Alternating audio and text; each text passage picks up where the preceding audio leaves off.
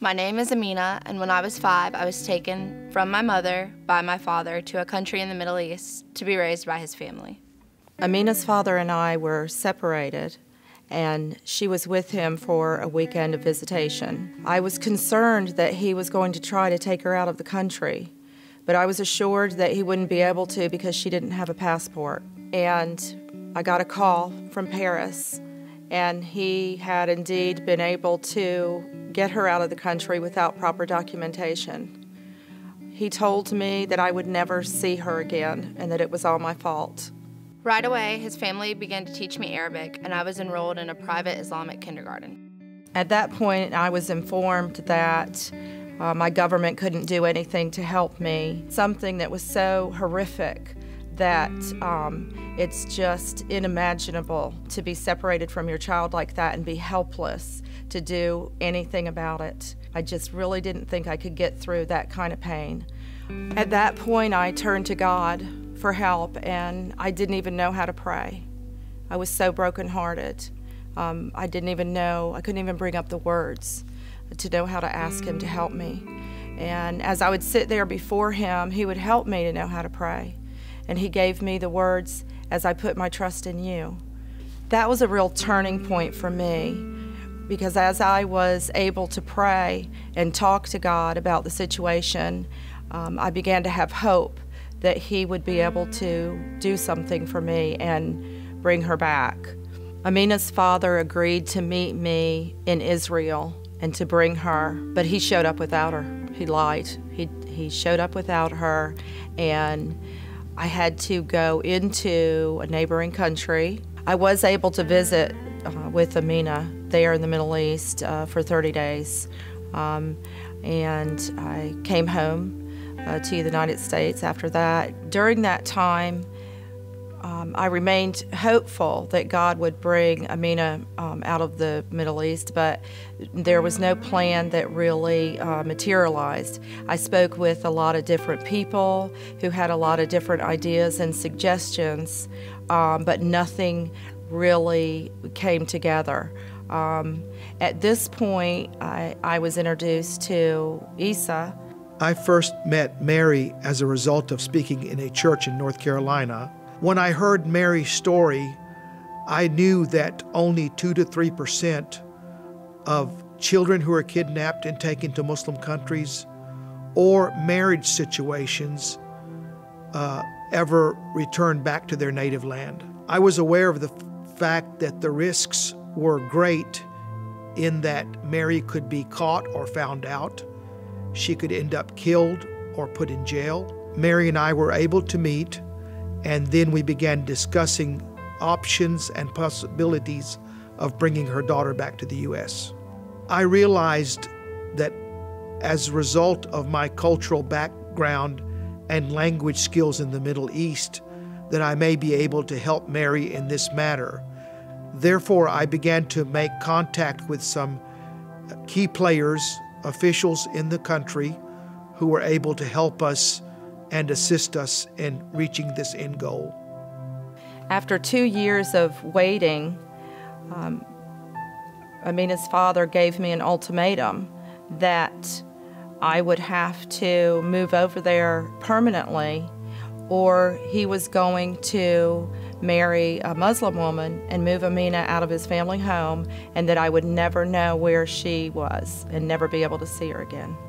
So I made the decision to move there, not knowing what would happen after that, but just knowing that I wasn't willing to never see my daughter again and leave her there alone. So I went. I moved there. I said goodbye to my family, not knowing what God was going to do, not knowing if I would ever see them again. While I was there in his family's house with Amina, we were watched constantly, and when we were left alone, we were locked in the apartment so that we could not get out. After being kept in the house for 75 days, while Amina was playing, she found the door key. I was actually afraid to use it, and I called a good friend in the U.S. and spoke with her, and she encouraged me that I needed to trust God and to try the key. I began to pack a small bag and come up with a plan to escape. As soon as Amina's father left the next day for work, we managed to get out of the apartment and make our way to the U.S. Embassy. When I got to the embassy, they informed me that they could not help us to get out of the country because they had to abide by Islamic family law, which says that a wife or a daughter cannot exit the country without the permission of a husband or a father. Due to the sensitivity of this case, Mary and I had rehearsed step by step what had to happen in order to make herself known to the officials in the embassy because they had no identity and no passports with them. She was then placed in a safe house, and then the process of getting her flight tickets back to the U.S. were also made. While we were there in the safe house, the Lord gave me a scripture, and He said, "You will not leave in a hurry, running for your lives, but God will go before you and protect you from behind." While Mary and Amina were waiting in the safe house for approximately 3.5 weeks, officials from the embassy were having discussions with officials from the host country in order to prepare the travel from that country back to the U.S. One night I got a phone call while we were there, and I was told to get our stuff together and not tell anyone that we were leaving. I wasn't even told at that point where we were going. When we arrived at the airport, our bags were taken from us and loaded on to a plane, and we were escorted to a private room. I knew at that point that God had fulfilled His promise to get us out and to protect us.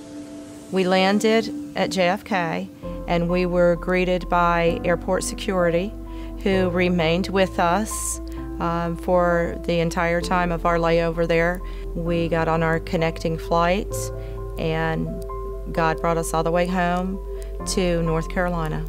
During the time that Amina and Mary were traveling back to the U.S., and while they were kept in the safe house, of course, I had no contact with them. I was reassured that they were fine. And it was at the time that she arrived back to North Carolina, some months later, that I was able to meet Amina for the first time at the age of 8 and was able to see Mary. This was an emotional time for me because I was seeing victory in front of me. It was a very powerful experience to see God, by His grace, put key players in strategic roles in place for the end goal and the end result of having Amina back, reunited with her family and her mother back in the U.S., where they are today free. Now that I'm back in America, I'm very thankful to be here, and I realize how lucky I am to have someone who would go through everything that she did to get me back. I'm going to school now, and I'm looking forward to graduating and hopeful for the future and all the opportunities that it holds. For anyone who is in a desperate situation, I would say that with God there is all hope and that all things are possible.